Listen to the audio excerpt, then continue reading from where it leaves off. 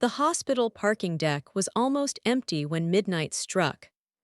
Bright white lights blinked overhead while rain drummed against Marcus's car window in quick, desperate beats. I pressed my hands flat against the cool, wet leather of the driver's seat as he moved behind me, one hand gripping the headrest, the other sliding under my shirt, his fingers wrapped around my waist, hot and demanding, and I shook, my breath catching against the back of his neck.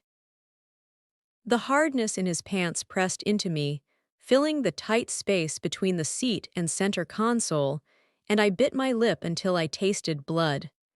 He moved with wild control, slow enough that I felt every single inch, fast enough that fear and want mixed together. His mouth traced along my shoulder, teeth scraping, and I gasped.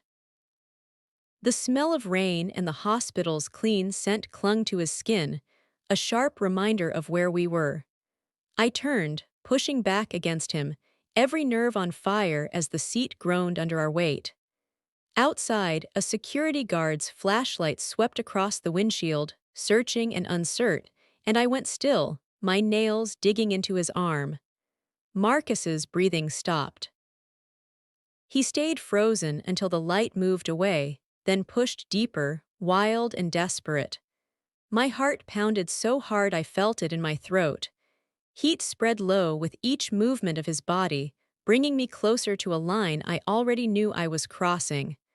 The world shrank to his hands on my hips, the wet press of denim against skin, the sudden wetness of tears I didn't know I was crying.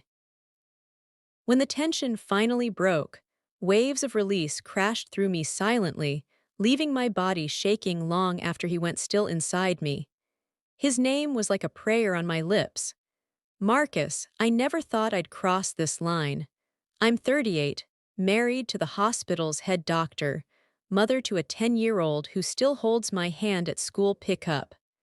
Marcus is one of the young doctors I watch over during my night shifts. 26 years old, polite, always serious about his work. We started as coworkers, then friends who shared coffee in the break room, whispered conversations under the bright lights of supply closets.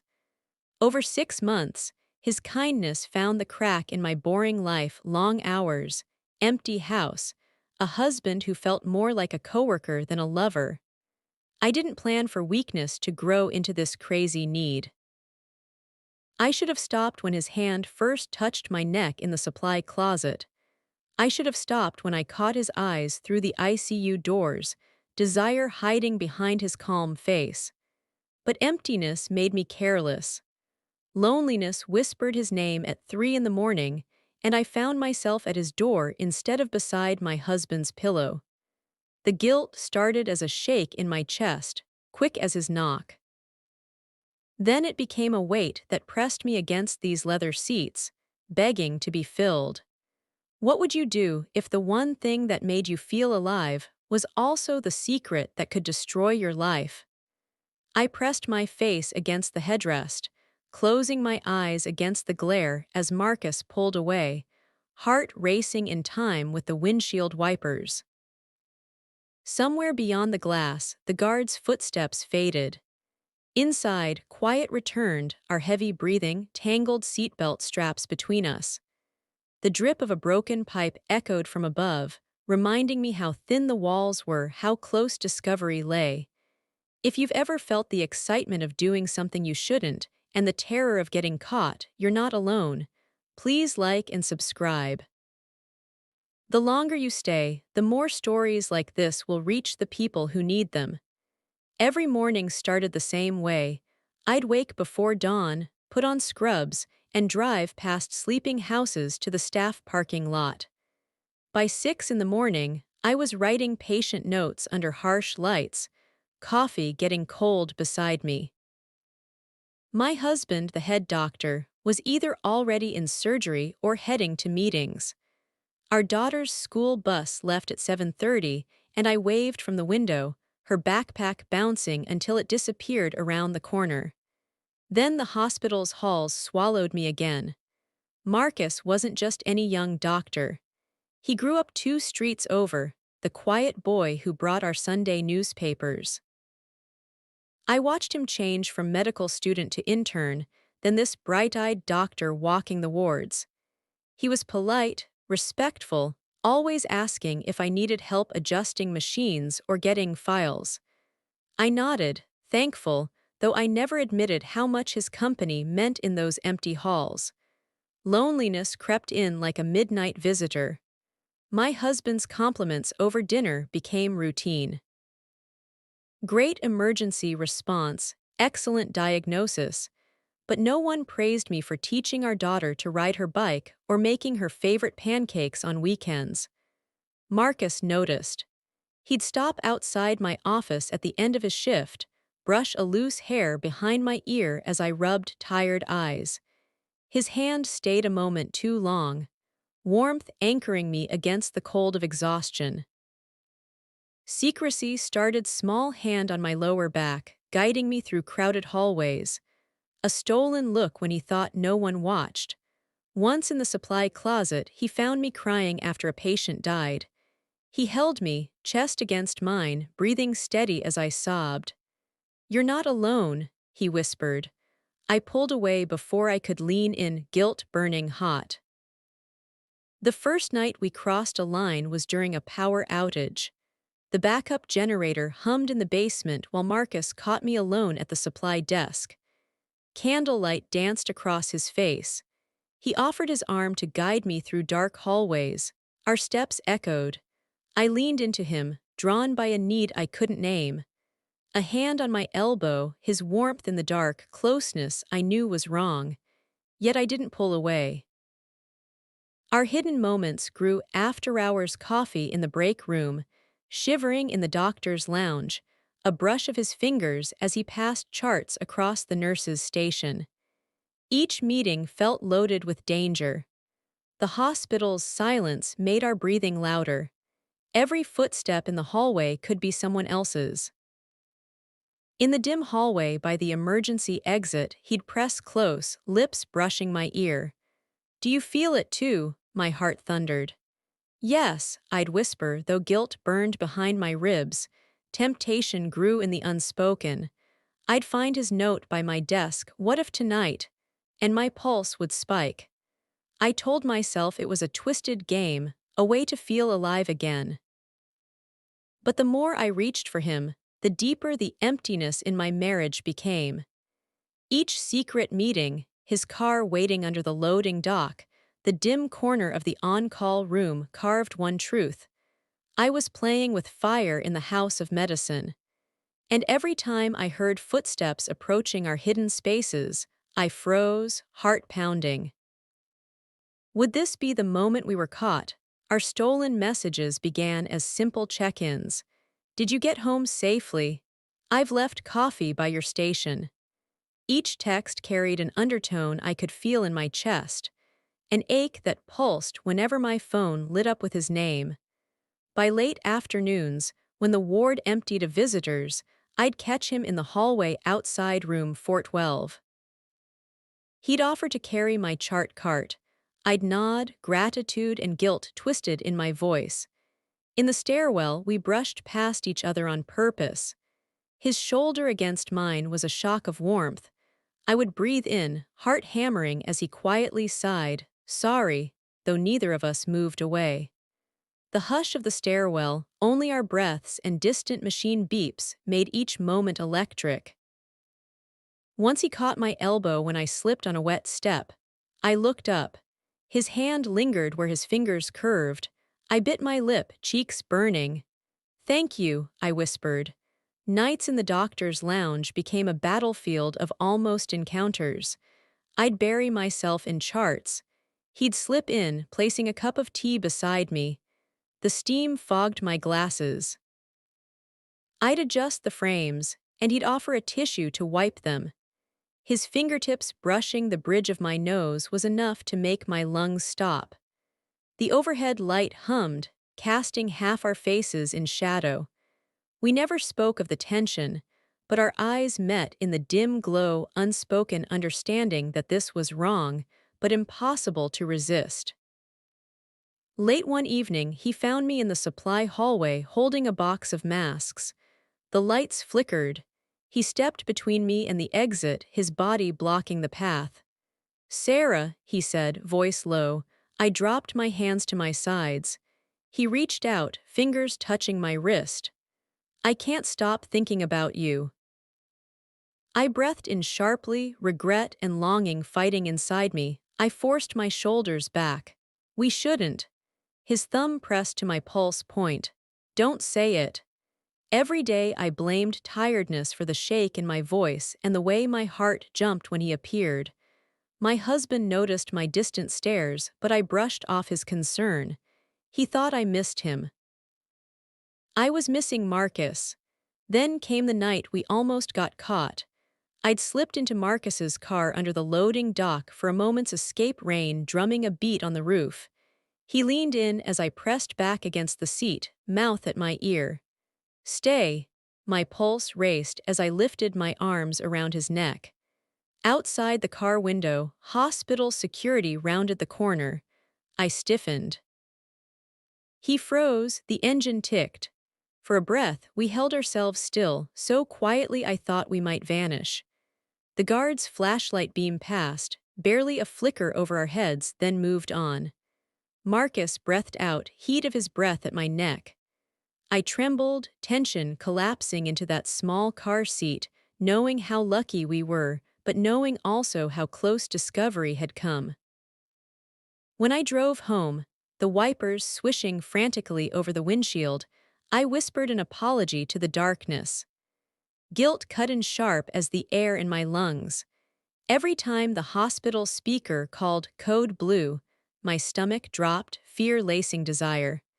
We were walking on the edge, temptation pulling us forward, fear of being found out ready to push us over. It was after midnight, and the rain pounded the narrow driveway outside the doctor's lounge. I'd finished writing up the last patient and found myself in the break room, empty except for Marcus cleaning out the fridge. The light flickered over his head as he pulled out a carton of milk. I swallowed hard. "You shouldn't be here," I said, though my voice shook. He turned, eyes bright. "I couldn't leave you alone." The hallway beyond was silent. No janitor's cart, no distant machine beeps, just the low hum of the building settling. He stepped close, pressing the milk against his chest. His breath fogged the fridge door's glass. I felt the world shrink to the cramped space between the fridge and counter. Marcus's hand hovered at my waist, hesitation in his fingers. I bit my lip, heat pooling low. I'd spent weeks denying this pull, but now it pressed on me like the rush of storm water against those garage doors. I started. He stepped forward, setting the carton down. His palm slid under my scrub top, smooth and insistent. I gasped, arms bracing on the counter's edge, cool surface under my palms. His other hand slipped between my thighs, searching, urgent. My body pressed against the clean surface, skin slick where he touched. The room smelled of antiseptic and old coffee, a sharp mix that grounded me in reality, even as every nerve caught fire. He leaned in, mouth brushing my jaw, teeth grazing. I trembled, breath caught. Outside, rain drummed the windows, masking the soft sounds of want, clothes shifting, low moans swallowed by the refrigerator's hum. He guided me back until my legs hit the counter's base. The scrape of his belt as he undid it sent a ripple of guilt through my core. He braced his arms on either side of my hips, body looming. The harsh light made shadows under his chin. I saw risk in his eyes, danger laced with need. When he entered me, the moment was fierce, sharp edge of pain fatting into warmth that swallowed me whole. I bit my lip, tasting fear and something deeper as I wrapped my legs around him. The counter's hard edge pressed against my back, grounding me as he moved slow, deliberate movements that pushed me past hesitation. His breath came harsh at my ear. "Do you feel it?" I nodded, trembling. "Yes." He pressed deeper, filling that tight space between us, every inch a confession. The room blurred harsh light, rain on the window, the soft hum of hospital life continuing just beyond our door. My hands threaded into his hair, holding him close. The tension wound tight guilt, shame, desperate need, until it snapped. I cried out, body shuddering, and he followed with a low groan releasing inside me. I pressed my cheek to his chest, listening to his heartbeat as fierce as my own. When it was over, the world rebuilt around us, the fridge light buzzing, a forgotten paper cup rolling off the counter, the steady drum of rain. Marcus pulled back, eyes haunted. "I'm sorry," he whispered. I closed my eyes, taste of his skin on my lips. "Me too." I woke the next morning to the drip of the coffee machine, automatic brew at 6, tasting stale and bitter. My body felt bruised in places I didn't know could hurt. I pressed my palm to my lower back where the counter's edge had dug in the night before. Guilt slashed through me sharper than the pain. My daughter shuffled into the kitchen, eyes half closed. "Morning, Mom," she mumbled, grabbing yogurt from the fridge. I forced a smile, handed her a bowl, and leaned against the counter, stomach twisting. The memory of Marcus's weight against me in that cramped break room made my pulse race. In the harsh kitchen light, I could still feel. At work, I kept my head down through rounds. Nurses exchanged quick glances when they saw the dark circles under my eyes. I tensed whenever footsteps approached the nurse's station. Every time my phone buzzed, I froze, expecting Marcus's name on the screen, but it was always my husband checking in. "Did you sleep? You sound strange." I lied about exhaustion. He didn't ask more questions. By Wednesday, rumors of budget cuts spread through the staff lounge. Marcus approached me in the supply closet, leaning against boxes of gloves. His eyes were careful. "You okay?" he asked softly. I dropped a glove box, gloves spilling like frightened ghosts. My cheeks burned. "Fine," I snapped, then caught myself. He helped me gather them, fingers brushing mine. I shook, guilt and desire coiling tight. He stood too close in that narrow space.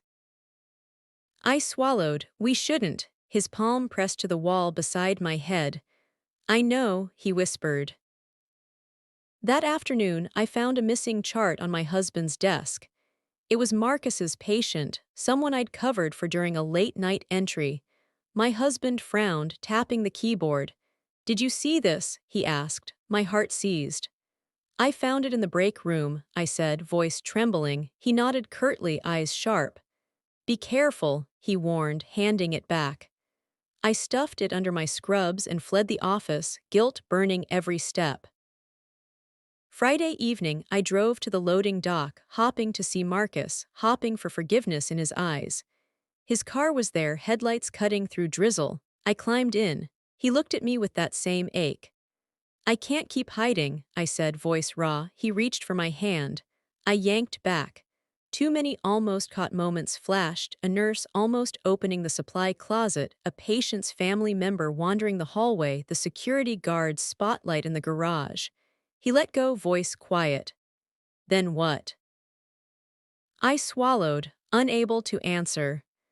The only thing I knew was the ache in my chest, the guilt that stuck like a second skin.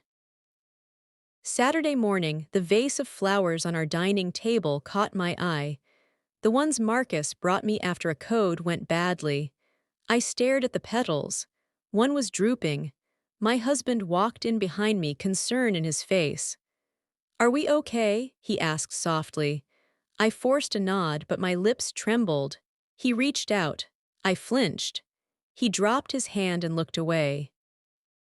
That night, I tossed and turned, haunted by the click of the break room door latch, the scrape of Marcus's belt, the sight of his patient file in my husband's inbox. I realized I'd created a web of lies that threatened to strangle everything I'd built.